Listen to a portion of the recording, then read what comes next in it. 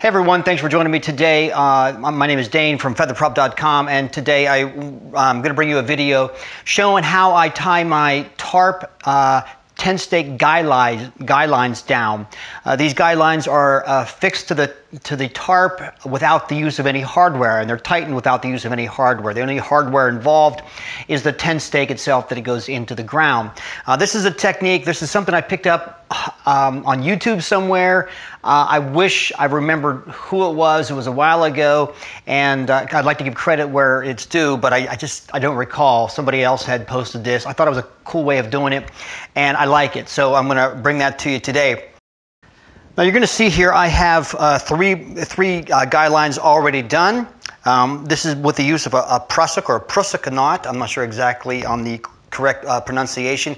The prusik knot is a tension knot that's used to, and I'll show you what it means. It actually slides up and down the guy line very easily. You can see that. It slides very easily on it.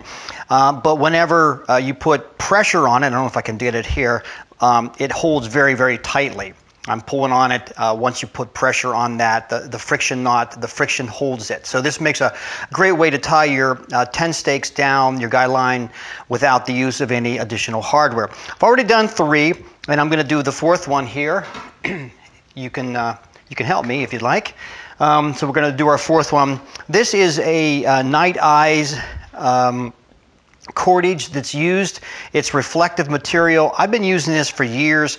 I've had good luck with it. I have read what others have complained that it's stretchy, and there's a little bit of give to it, but when I snug it up at night, I have no problems with it. When I get up in the morning, it's still as tight as it was when I went to bed, so it really doesn't bother me at all. And I love the reflective material. When I get up in the middle of the night to use the men's tree, my headlamp catches this reflective material, very easy to see, and it keeps me from tripping over it at night. So this is about 6 foot length. That's my typical guy line length. So I've got 4 of them. Again, 3 are already done, and we're going to do the 4th one here. This is the prusik knot. This is what we're going to use for the prusik knot. It's about 12 inches. You could probably use less than this, but as you're about to see, it's kind of hard to tie with my fingers, and so I need to make it about this big to actually work with it. You might be able to get away with less. As you can see, the knot to the end is fairly large. Not a whole lot of excess, but you could probably go with a little bit less. So what we're going to do is we're going to tie this knot. The first thing we want to do, or this is how I do it, and I've already taken a candle to these and have, or a match, I'm sorry, and burnt off the ends just to kind of keep them from fraying. And I'm going to go ahead and tie just a simple half hitch into the end of it to knot it up. And maybe you could do a double fisherman's if you wanted to make it really kind of fancy, but this will hold just fine. So this is what we have. Now the next thing I'm going to do is tie the prusik knot to the guy line. This is really kind of tricky to do without this being tight, and I'm filming this by myself and I have no one else here with me. So what I'm going to do is I'm going to tie this down to give it some tension and then show you how I do it from there. Okay, well, what I have here is the line secured between a table and a stand so that it's a little more tight. This is about the only way I can do it because my fingers don't work that well, and this is kind of tricky. So what we have to do, we take our prusik, this is going to be the prusik knot, I put it under the guy line, we wrap it around once and twice, trying to keep that knot as easy as nice as we can, 3 times, and then just basically fix the knot up. And we're going to try to pull this tight. You're going to see 3 loops on either end, so we're just going to kind of fix that knot up a little bit and just pull that excess out. This is why this works best if you tighten up this guy line.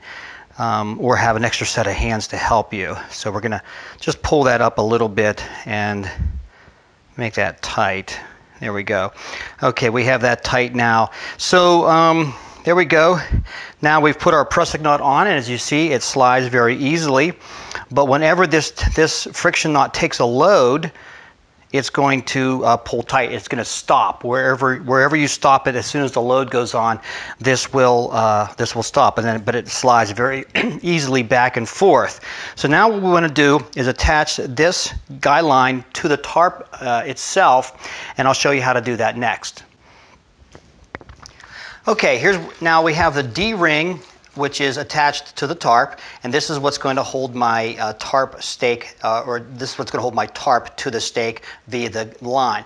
First thing I'm going to do is run this up through the D-ring, and then this is going to be sort of a lark's head knot. What we're going to do is I'm going to get both ends. By the way, I have a bowline knot tied to the other one, just a simple loop, and the other end is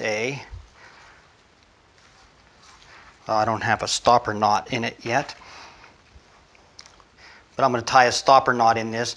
But what we're going to do is we're going to take both ends, we're going to feed it through that, and then really just basically pull it out.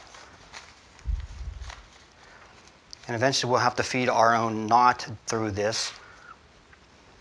There, the knot is coming through. And there, we've got a lark's head holding this on to the the lark's head knot is holding the D-ring to the guy line, and the prusik knot is fixed. This bowline knot will just loop over the 10 stake into the ground, and that'll provide my tension. And the other side of it, I'm going to tie a very small. I'm going to tie a very small, just like maybe 2 half hitches in the end, sort of a stopper knot to keep it from ever sliding through the prusik knot. There's 1 half hitch. Do another one, pull that tight, and this will keep that, in case while I'm packing it or something like this, if ever this whole guy line wire slides through, this stopper knot will keep it from passing through.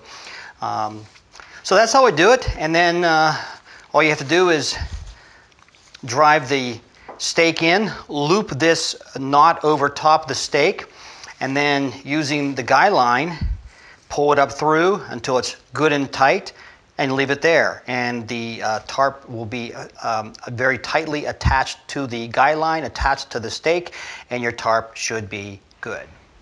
I hope that video was helpful, and if you liked it, give it a thumbs up. And before you leave, don't forget to subscribe to this channel. Click the little notification bell. That way when new videos are posted, you'll get noticed right away. Thanks for joining me today, and I hope to see you out the trail.